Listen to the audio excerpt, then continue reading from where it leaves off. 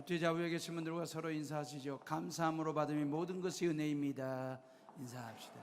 우리 2층에도 감사함으로 받으시면 우리 사무실에도 다시 한번 따라서 합니다. 감사함으로 받으면 모든 것이 은혜가 됩니다. 자, 엘리멜렉과 나오미 부부는 두 아들을 데리고 흉년든 베들레헴 땅을 떠나 그 이방 땅 모압으로 이주를 합니다. 흉년 들었지만 그래도 베들레헴은 하나님의 약속이 있고 말씀이 있고 예배가 있는 땅입니다. 모압 땅은 우상 숭배하는 땅이거든요. 단순히 이 엘리멜렉과 나오미 부부의 그 베들레헴에서의 모압까지 이동을 단순한 거리 이동으로만 볼 게 아니고 삶의 터를 옮긴 것만을 말씀드리는 게 아니고 결국 하나님을 등진 삶을 살고자 하는 신앙의 변질을 의미하기 때문에 마음이 좀 아픕니다. 신앙의 대상을 하나님에서 또 다른 대상으로 얼마든지 바꿀 수도 있음을 의미하는 이주이기 때문에 이 부부의 모압으로의 이주가 예사롭지 않게 보이는 이유가 바로 거기에 있습니다. 남편 엘리멜렉이라고 하는 이름, 이 엘리멜렉이라고 하는 이름의 뜻은 나의 하나님은 왕이시다라고 하는 얘기입니다. 그러니까 부모님들이 아들 낳아놓고 이름 짓기를 엘리멜렉이라고 지어주면서 너는 평생 하나님을 왕으로 모시고 살았으면 좋겠다라고 하는 참 좋은 이름을 아들에게 지어준 겁니다. 나오미라고 하는 이름의 뜻은 사랑을 받은 자, 그런 뜻이거든요. 이 두 사람의 이름이 얼마나 아름다운지, 이 두 사람이 만나 부부가 되었으니 얼마나 사랑스러운지 말입니다. 물론 이름이 좋다고 해서 모든 게 다 좋다라고 하는 얘기는 아니지만서도 부모님들이 말이에요, 그렇게 이름을 지을 때에는 그렇게 살라라고 하는 소망과 바람을 담아서 이름을 그렇게 지어준 거잖아요. 이게 엘리멜렉과 나오미라고 하는 이름은 단순히 한 개인의 이름으로 보기보다는 이스라엘을 대표하는 대표성을 띠는 인물이기도 하고 이름이라고 볼 때에 이스라엘 백성들이 하나님 앞에 등지려고 하는 그 신앙의 변질이 어느 정도인지를 이 두 사람을 통해서 알 수 있는 대목이 되는 것입니다. 고로 엘리멜렉과 나오미는 흉년을 말입니다. 단순히 자연재해로만 볼 것이 아니고 흉년 속에 담긴 하나님의 뜻, 하나님의 간섭, 하나님의 개입, 하나님의 다스림이 무엇인지를 볼 줄 아는 신앙의 눈을 떴어야 하는데 신앙의 촉을 세우고 이게 자연재해인지 아니면 하나님의 징계, 징벌인지를 살필 줄 알았어야 되는데 엘리멜렉과 나오미 부부는 그리하지를 못했습니다. 신앙의 감각이 무디어져 있는 거죠. 아니면 신앙의 촉이 죽어 있든지. 그래서 그랬는지 결국 하나님을 등지고 애들 데리고 모압으로 떠난 것입니다. 결국 엘리멜렉은 모압 땅에서 10년째 되는 해에 죽음을 맞이하게 됩니다. 나오미는 의지의 대상을 잃어버렸죠. 그러면 남편 장례를 치르고 난 후 두 아들을 데리고 얼른 다시 베들레헴, 다시 말하면 하나님의 말씀이 있고 약속이 있고 예배가 있는 땅으로 돌아왔더라면 참 좋았을 텐데 그리하지 않고 나오미는 말입니다, 결국 금오스 신과 몰렉 신, 우상 숭배하는 모압 여인 두 여자를 며느리로 드리는 일을 하게 됩니다. 두 아들 장가 보냈다는 걸 문제 삼으려고 하는 게 아니고요, 모압 여인들을 며느리로 맞이했다라고 하는 걸 문제 삼으려고 하는 것이 아니고 아직도 나오미는 신앙 회복에 대한, 예배 회복에 대한 신앙의 촉이 지금도 무디어져 있다라고 하는 걸 말씀드리려고 하는 거거든요. 그러니까 하나님께 돌아갈 마음이 아직도 생기지 아니할 정도로 영적으로 신앙적으로 깊이 병들어 있는 상태라고 처방전을 쓰고 싶은 거죠. 결국 사이는 모르겠지만 두 아들까지도 죽음을 맞이하고 잃습니다. 아들은 어미로서 살아가야 할 소망의 대상이거든요. 남편은 의지의 대상입니다. 아들들은요, 엄마가 살아야 될 이유가 있는 소망의 대상이 되는데 의지의 대상 남편도 잃어버렸고 소망의 대상인 아들마저도 잃어버리게 됐습니다.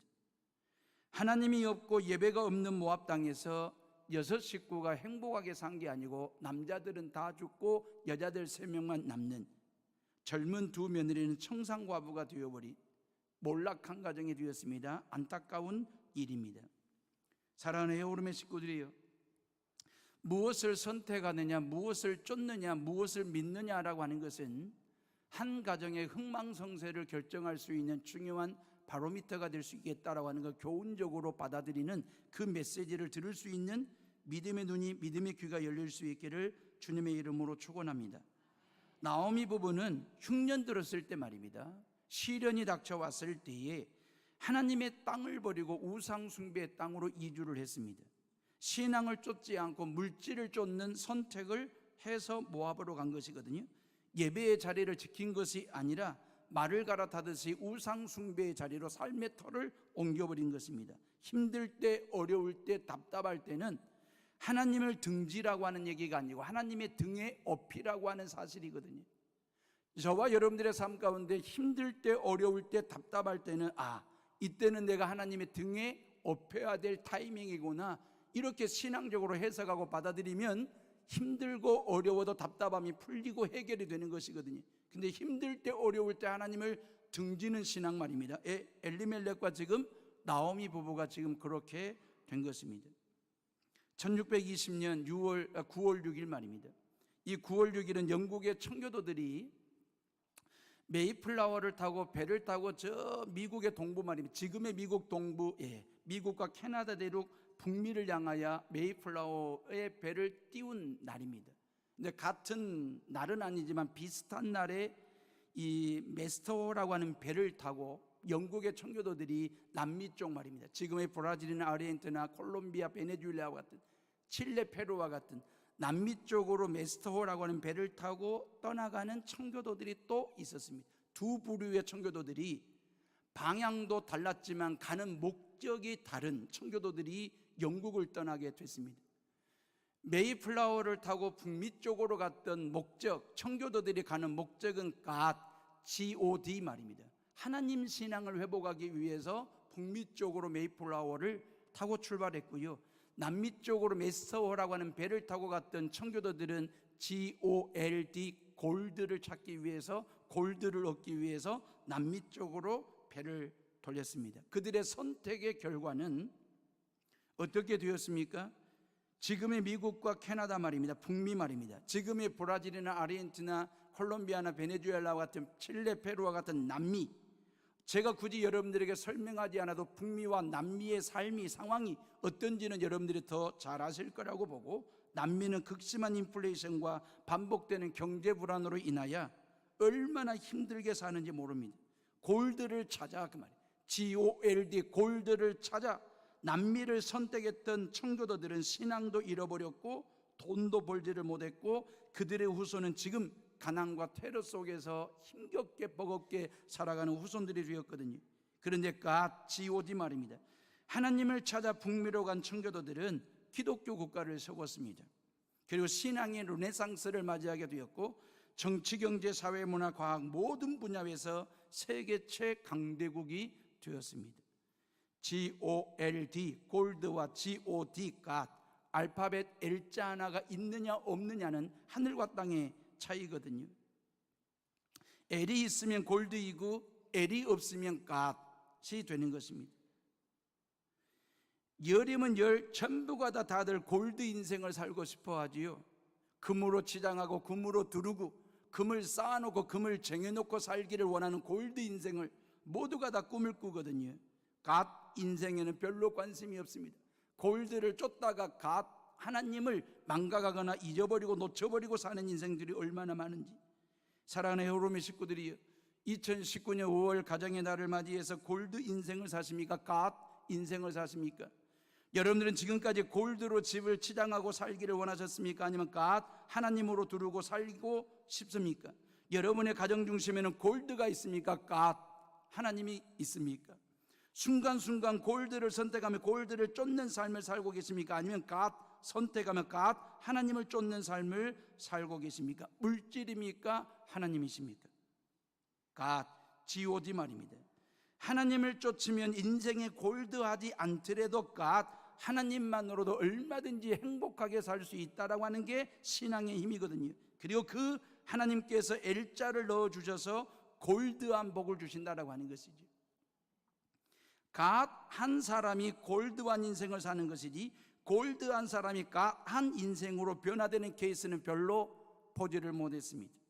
God 쫓으면 굿, 베리 굿, 아주 좋은 인생을 살게 해주시는 분이 바로 갓, 하나님 여호와의 있음을 믿으시기를 주의 이름으로 축복합니다.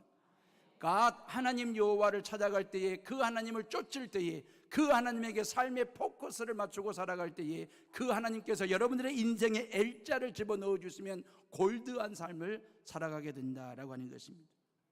자, 모압 땅에서 남편과 두 아들을 잃어버린 이 나오미의 선택 말입니다.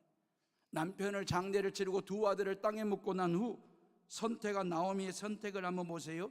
모압과 유대의 국경까지 두 며느리들을 데리고, 아마 그 국경까지 함께 온 것 같습니다. 8절 말씀이 이래 되어 있어요. 나오미가 두 며느리에게 이르되 너희는 각기 너희 어머니 집으로 돌아가라. 너희가 죽을 자들과 나를 선대한 것 같이 여호와께서 너희를 선대하시기를 원하며 그랬어요. 시어머니 나오미가 두 며느리들에게 하는 말은 딴 게 아니고 쫄딱 망한 이 못난 시어미 따라와 봐야 니네들 고생만 하고 희망이 없어. 너희 둘은 여기 남아 새로운 남자 만나가지고 제2 인생을 살아야 해 라고 하는, 이 시어머니로서 두 며느리에게 해줄 수 있는 마지막 선물이라고 생각한 것이죠. 근데 두 며느리는 말입니다, 우리가 시어머니를 모시겠습니다라고 여기까지 따라온 거예요. 그런 두 며느리에게 너희들은 새로운 남자 모시고 제2의 인생을 살으라고. 이 세상에서 가장 아름다운 고부간의 모습이고 여인들의 모습이잖아요. 자, 시어머니의 권면에 큰 며느리 오르바는 말입니다, 현실적이고도 지혜롭고 합리적인 판단을 합니다.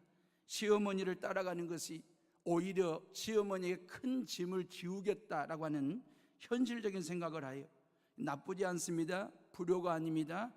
욕하거나 비난할 일이 아닙니다. 시어머니도 동서 롯도 오르바의 선택을 문제 삼지 아니했습니다. 헤어질 시간 타이밍이 온 것입니다. 갈라서야 할 타이밍이 온 것입니다. 시어머니랑 세 여자들이 끌어안고 엉엉 목 놓아 웁니다. 어머니 죄송해요, 같이 가야 하는데.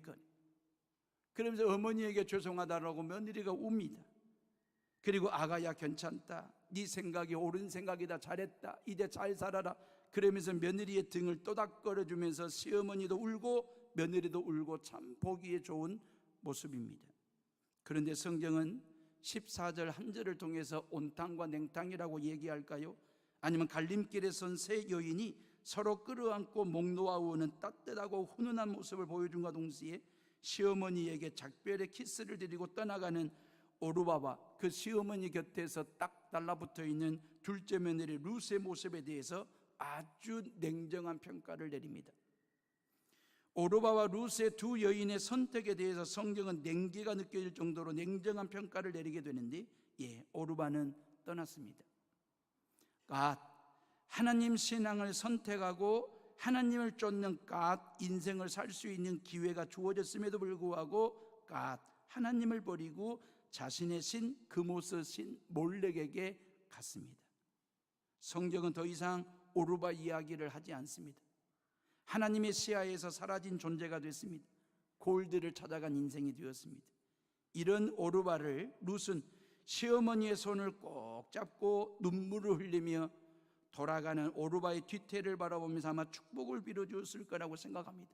형님 잘 사세요, 어머니는 제가 잘 모실 테니까 걱정하지 말고 형님은 형님대로 삶을 살으라고 그렇게 축복을 빌어주면서 오르바의 뒷모습을 봤을 거고, 오르바가 떠난 빈자리를 자기라도 메꾸면서 살겠다라고 하는 심정으로 나오미 곁에 바싹 붙어 있는 둘째 며느리 룻의 모습 말입니다.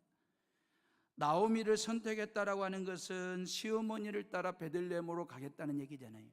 베들레헴으로 간다라고 하는 말은 하나님의 말씀과 약속이 있고 예배가 있는 그 베들레헴 땅으로 가서 나도 이제부터서라도 그 하나님을 믿고 그 하나님을 쫓는 삶을 살겠습니다라고 하는 결단이고 결심이거든요.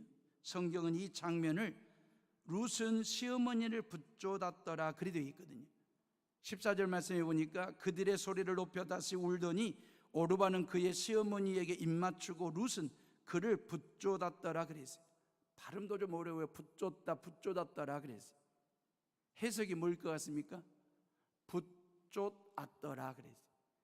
저는 설교 온고에는 붙잡고 쫓았다라고 제가 해석을 그렇게 제 나름대로 해석을 해가 설교 온고를 쳤는데 이게 정확한 뜻이 무엇인지 확인하고 싶었습니다. 그래서 검색을 해봤더니 검색하기를 잘했다라고 하는 생각이 들 정도로 깊고도 심오한 뜻이 있었습니다. 붙잡았다라고 하는 말은 존경하거나 섬겨 따르다 그 뜻입니다.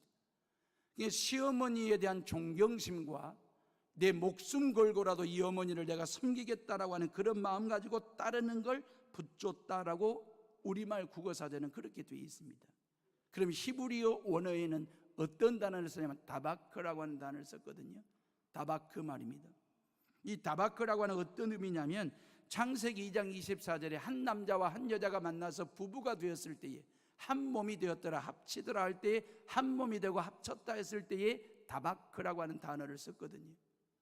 그러니까 부부가 된다라고 하는 내가 평생 당신을 내 남편으로 내 아내로 존경하면서 목숨 걸고 섬기면서 당신을 따라가겠습니다라고 하는 게 결혼이다. 이게 성경이 말하는 다바크 결혼이에요.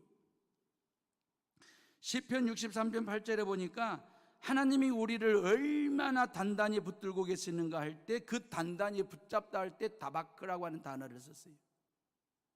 신명기 10장 20절에 하나님께서 당신의 백성들에게 충성을 요구할 때 이 다바크라고 하는 단어를 쓰셨거든요. 잠언 18장 24절에 형제보다도 친밀한 관계를 표현할 때 다바크라고 하는 단어를 썼거든요. 붙잡다라고 하는 이 말은 루시 말입니다. 시어머니 나오미를 한 몸처럼 단단하게 붙들고 목숨 걸고 따라가겠다라고 하는 그런 뜻으로 다바크를 쓴 것입니다. 얼마나 아름다운 모습입니까? 룻기를 읽다 보면 나오미 시어머니가 말입니다, 며느리 룻을 얘기할 때마다 며느리라고 하는 단어를 쓰지 않습니다. 딸아 그렇게 부릅니다. 인류 역사상 이처럼 아름다운 고부관계는 없었던 것 같습니다. 고부간만 이럴 게 아니죠. 고부간, 가족간, 이웃간, 성도간, 직원간, 남녀노소간 모두가 다 이렇게 다박해야 되지 않겠습니까? 언어의 유의로 풀어볼게요. 간이 좋아야 건강합니다. 몸 안에 있는 간이 좋아야 몸이 건강하듯이 부부간에 간이 좋아야 해요. 몸 안에 있는 그 간도 좋아야 되지만 부부 사이에 있는 간, 다바크 말입니다. 서로를 붙쫓을 정도로 부부간에 서로를 존경하고 섬겨 따를 정도로 부부간의 간이 좋아야 행복한 가정을 꾸리는 거예요. 성도 간에도 간이 좋아야 됩니다. 성도 간에 다바크가 있어야 됩니다. 여전도 회원들끼리 모이면 다바크가 있어야 됩니다. 남성교 회원들끼리 친목하면 그 안에 다바크가 있어야 됩니다. 목사와 성도 간에 그 사이에 다바크, 간이 있어야 됩니다. 성도 간에 이 다바크가 있어야만이 건강한 교회를 만들 수 있다라고 하는 것입니다. 간이라고 하는 것은 음식물의 말입니다. 짠맛을 내는 물질입니다. 소금이라든지 간장이나 된장 따위를 통틀어서 간이라고 말을 합니다. 간을 낸다라고 얘기하잖아요. 간이 배이지 않으면 맛이 없습니다. 간을 내지 않으면 맛도 없고 금방 변질이 됩니다. 그래서 소금이라든지 간장과 된장으로 간을 보는 것입니다. 예, 다바크는 말이에요, 간을 내는 소금 같은 거예요. 서로 간에 존경하고 섬기듯이 따르면 서로 간에 사랑의 간이 배어요. 믿음의 간이 배이고 존경하는 마음의 간이 배이는 것입니다. 간을 내는 것입니다. 그러면 간이 나고 맛이 나요. 이게 다바크입니다. 진짜로 간이 필요하죠. 우리 몸 안에는 가로막 바로 밑에 오른쪽에 있는 기관을 간이라고 얘기해요. 탄수화물을 저장하고 단백질이나 당의 대사를 조절하면서 해독작용을 해주는 것이 간이에요. 다바크예요. 서로를 존경하고 따르고 인정하고 배려하는 마음은 관계 속에 있는 독성을 해독하는 기능을 하게 됩니다. 부부간에, 성도들 간에, 이웃 간에 다바크 해보세요. 그러면 관계 속에 사이사이에 끼어있는 미움이라고 하는 독성 말입니다, 교만이라고 하는 독성이 다 빠져나갑니다. 풀리게 되는 것입니다. 사랑하는 해오름의 식구들이요, 이렇게 다바크한 삶을 살으시기를 주님의 이름으로 축원합니다. 옆 사람 보고 인사합시다. 다바크하며 삽시다. 예, 자, 이렇게 보기 좋은 모습으로 나오미와 룻이 이제 베들레헴을 향하여 첫 발을 내딛게 됩니다. 며느리 룻의 입장에서는 첫 발을 내딛는 발걸음이기에 생소하기도 하겠지만 기대에 부푼 마음도 있었을 겁니다.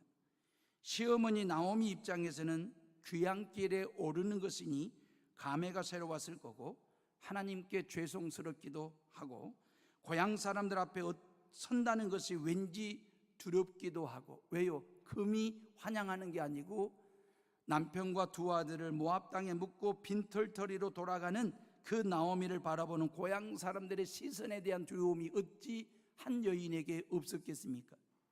그럼에도 불구하고 중요한 것은 며느리를 데리고 베들레헴으로 향한다라고 하는 말은 하나님 품 안으로 다시 들어간다라고 하는 얘기거든요.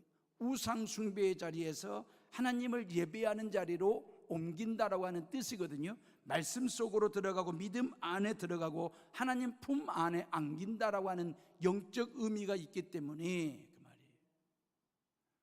베들레헴의 상황이 어떠한 상황이 상관없이 이 나오미의 이 선택과 결정 말입니다. 하나님은 그것을 너무 귀하게 보셨고 그 빈털터리가 된 그 시어머니 곁을 떠나지 아니하고 다바크하면서 이제 룻이 이주 노동자가 되는 심정으로 시어머니 따라 베들레헴으로 들어오는 그 룻의 모습을 하나님은 귀하게 아름답게 보고 계시는 모습이거든요.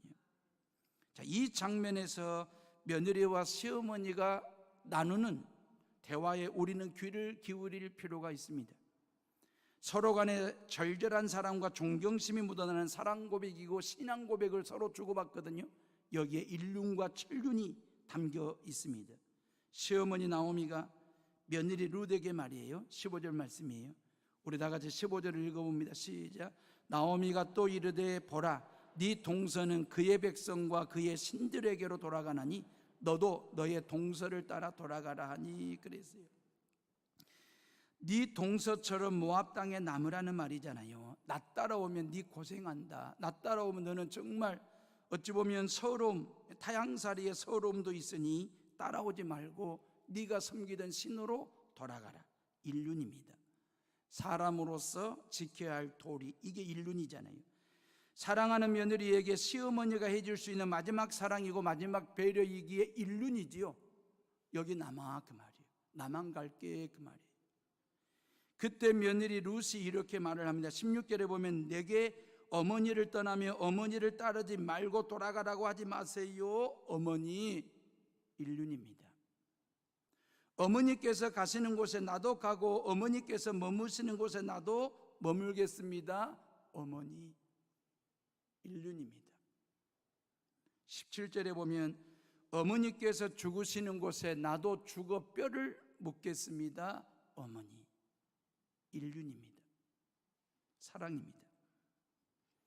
사람과 사람 간에 반드시 주고받아야 할 것은 사랑이고 신뢰이고 일륜 의식입니다. 부모와 자녀들 간에, 선생님과 제자들 간에, 목사와 성도들 간에, 대통령과 국민들 간에 나누어야 할 존경이고 사랑이고 일륜이거든요. 이런 일륜 의식이 없기 때문에 5.18을 부정하고 모욕하는 망언들을 하는 거거든요. 5.18 유족들을 향하여 세금 축내는 괴물 집단이라고 막말하는 사람들에게서 무슨 인륜을 기대할 게 있겠습니까? 어제는 제39주년 5.18 광주 민주화운동 기념식이 광주 국립 5.18 민주성지 민주묘지에서 열렸습니다. 5.18의 40주년이 되는 내년에 가시라고 참모들 보좌진들이 주변에서 대통령에게 권했지만 올해 기념식에 꼭 오고 싶어서 왔다고 대통령께서 운을 떼시면서 하시는 말씀이 광주 시민들께 너무나 미안하고 부끄러웠고 국민들께 호소하고 싶었기 때문에 왔다고.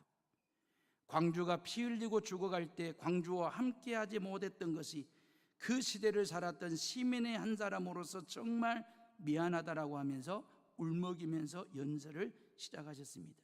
일국의 대통령께서 광주 시민들께 미안하고 부끄럽다고 일륜입니다. 대통령은 5.18의 진실은 보수와 진보로 나눌 수 없으며 광주가 지키고자 했던 가치가 바로 자유이고 민주주의였기 때문에 독재자의 후예가 아닌 이상 5.18을 다르게 볼 수 없다라고 강하게 어필하셨습니다. 인륜의식입니다. 이런 인륜이 없으면 제2의 5.18이나 세월호 사건이 또 발생할지도 모릅니다.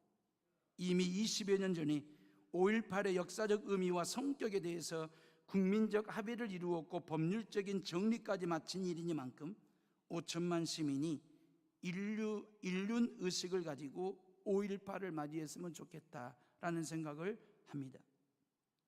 루덱에 이러한 인륜의식만 있었느냐? 아닙니다. 어머니께서 가시는 곳에 나도 가고 어머니께서 머무시는 곳에 나도 머물겠습니다. 인륜입니다. 어머니의 백성이 곧 나의 백성입니다. 인륜입니다.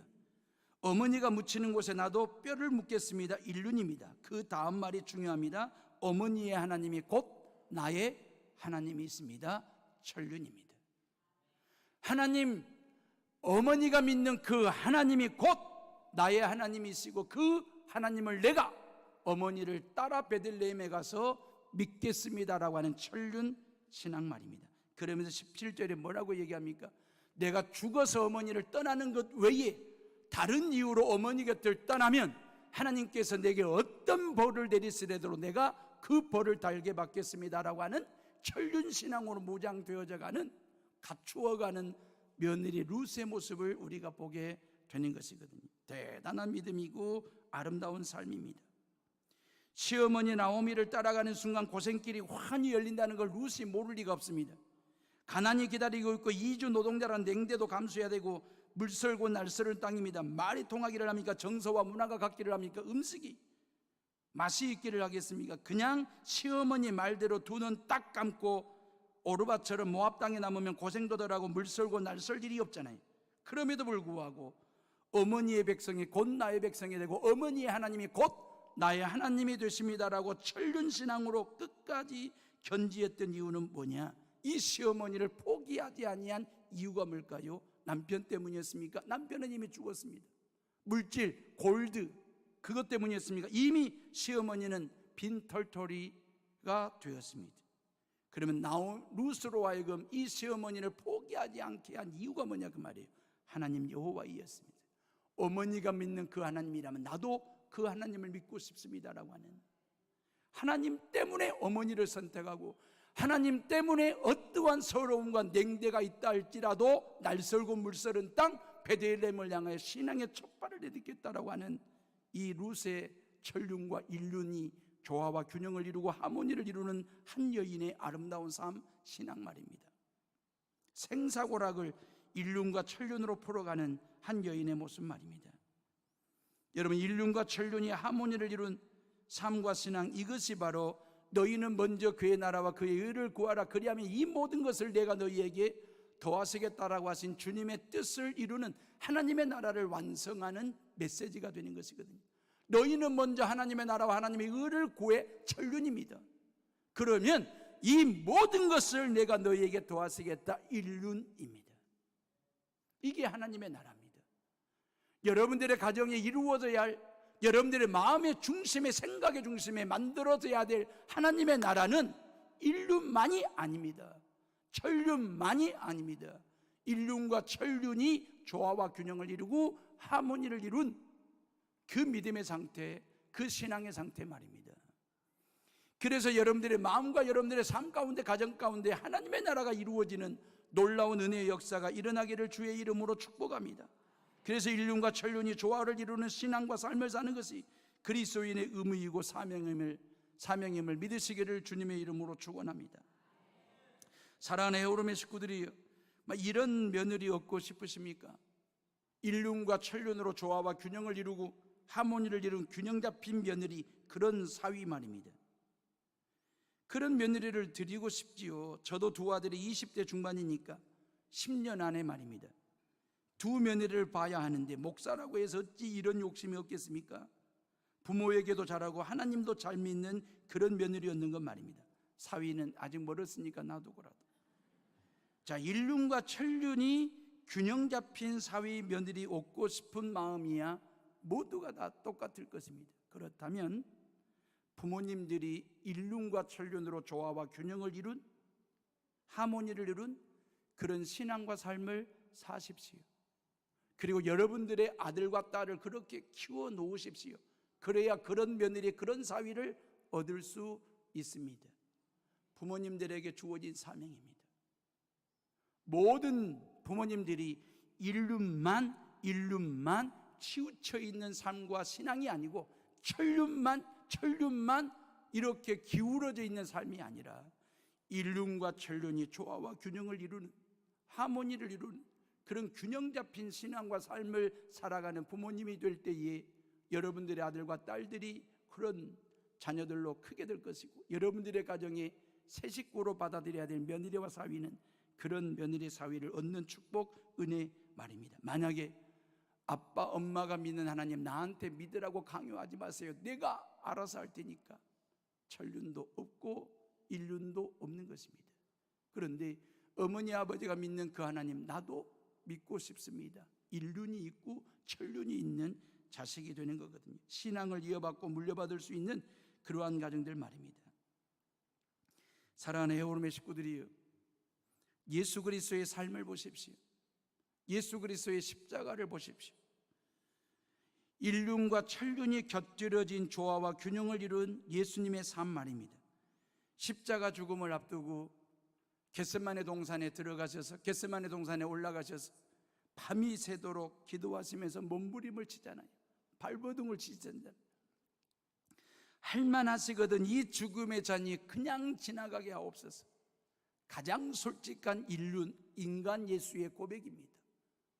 인간 예수도 이 죽음의 십자가의 잔, 이 고통의 잔이 지나갈 수만 있으면 지나가게 하옵소서. 안 질 수만 있으면 이 십자가 안 지는 방법을, 길을 좀 제게달라고 하나님 앞에 간절하게 기도하는 그 예수 그리스도의 인간 예수의 모습에서 인륜이 보입니다.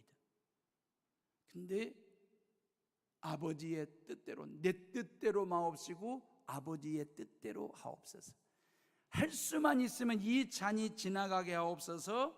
그리고 난 다음에 기도가 내 뜻대로 마옵시고 아버지의 뜻대로 하옵소서. 천륜입니다. 십자가 죽음을 앞두고 인간 예수 그리스도 그분은 철저하게 인륜과 천륜을 가지고 그렇게 하나님 앞에 기도하시면서 십자가를 지고 골고다를 향하여 올라갔습니다. 그리고 십자가 위에서 인륜과 천륜의 하모니를 이루시는 모습을 보여주십니다. 십자가 위에서 처절한 찢김과 피 흘림과 죽음을 맞이하시는 그 예수님께서 십자가 밑에 있는 사도 요한에게 요한아 네 어머니다 그랬습니다. 예수님의 어머니 마리아를 사도 요한에게 맡기면서 이제부터는 네 어머니다. 내가 너에게 어머니를 맡긴다. 어머니 좀 봉양하고 보호해달라고. 인륜입니다. 철저하게 예수님의 모습에서.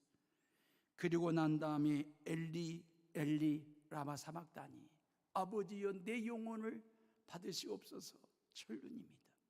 그리고 하나님 앞에서 모든 인류를 향하여 다 이루었다. 천륜입니다.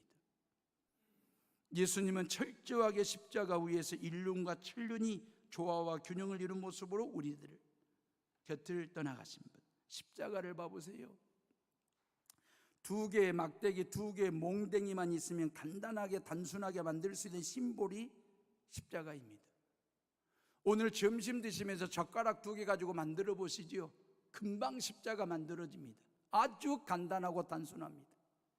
여러분들이 주중에 사무직을 보거나 아니면 여러분들이 공부하실 때 볼펜 두 개 가지고 만들어 보십시오. 십자가는 금방 만들어집니다. 아주 간단하고 단순합니다. 근데 십자가는 만드는 게 아니고 믿는 것입니다. 십자가는 내가 만드는 게 아닙니다. 십자가는 이미 예수 그리스도께서 만들어 놓으셨습니다. 우리에게 믿음을 요구하십니다. 그런데 이 십자가는 천륜과 인륜이 녹아들어 있는, 배어 있는 십자가이거든요.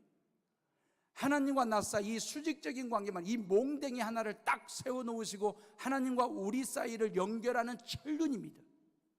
하나님과 동등됨을 취하지 아니하시고 그 예수 그리스도께서 인간의 몸을 입고 우리 가운데 이 하나님 보좌를 버리시고 인간의 몸을 입고 우리 가운데 내려오셨습니다. 그리고 죄인된 삶을 사는 저와 여러분들의 죄인들을 끌어올리셔 가지고 이 말씀센터, 복음의 센터, 구원의 센터에서 만나자라고 말씀하신 것이 천륜입니다. 또 하나의 인륜이 뭔지 아십니까? 예수 그리스도를 믿어 구원받은 나와 또 다른 타자, 믿는 사람이든 믿지 않는 사람이든 끌어당겨서 어디서 만나자는 것입니까? 구원의 센터인 여기서. 하나님은 내려오시고 나는 올라오고 나는 또 누군가를 초청해서 만나야 될 이 접촉점이 있는 이곳은 바로 복음의 센터가 되고 구원의 센터가 된다. 이 십자가는 또 나와 또 다른 타자와의 인륜 말입니다. 십자가는 철저하게 인륜과 천륜이 녹아배어 있는 하나님의 사랑이고 메시지이고 기독교의 심볼이 되었습니다. 십자가를 진다라고 하는 건 딴 게 아닙니다. 십자가를 붙든다라고 하는 건 딴 게 아닙니다. 십자가를 바라본다라고 하는 것은 딴 게 아닙니다. 이 십자가의 중심 센터를 여러분들의 삶의 중심으로 잡고 그 말이에요. 여러분들의 가정을 여기다가 놓고 여러분들의 사업을 여기다가 놓고 여러분들의 인생을 여기 센터에 놓고 하나님도 만나고 나도 가고 타자를 부르고 만나서 이 센터, 구원의 센터, 복음의 센터에서 인륜과 천륜을 곁들여진 조화와 균형 있는 삶을 살아가는 것, 그게 십자가 지는 성도의 삶입니다. 얼마나 감사하고 고마운지. 우리가 십자가 만들 일도 없고 우리가 십자가를 질 일이 없고 나를 위하여 십자가를 대신 지신 그 예수 그리스도를 믿어 천륜을 통해서 나는 죄사함 받고 하나님의 자녀가 됐으니 구원받았으니 말입니다.